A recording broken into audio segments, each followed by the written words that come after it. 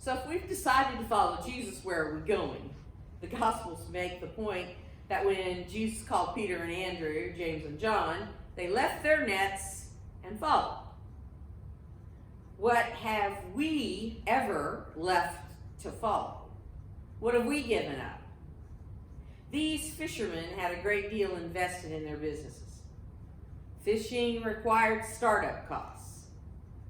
They didn't sell their nets and boats. They left them. They walked away.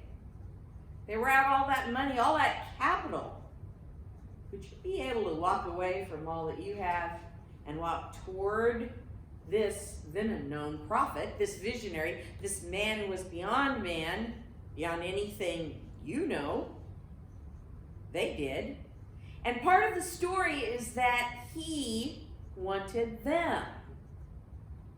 Why did he pick these guys? Andrew famously came to his brother and said that the prophet he'd encountered Jesus, the Messiah.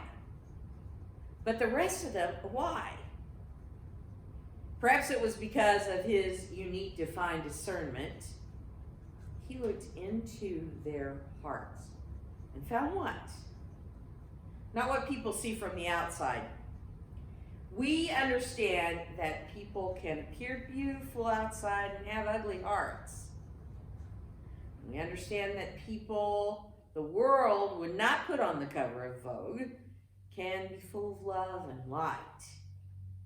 This goes beyond that.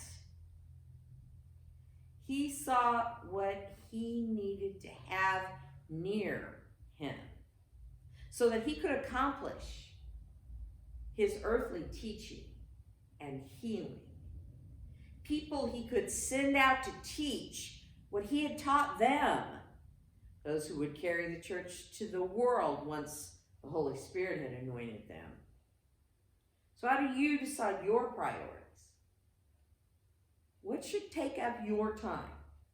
How do you hear the voice of God's call when we have such loud rumblings in our ears, in our nation and the world?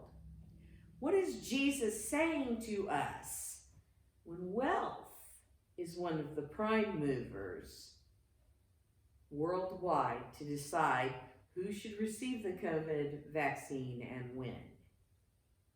What would Jesus have us to do about that?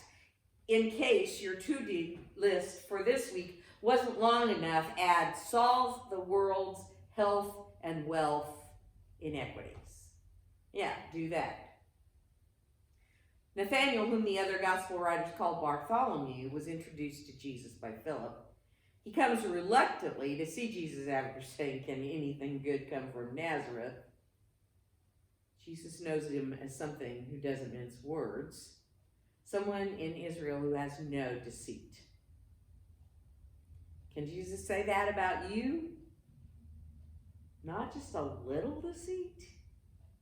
Nathanael says something that no other gospel records. "Lord, how did you come to know me?" Jesus answers, "I saw you under the fig tree before Philip called you."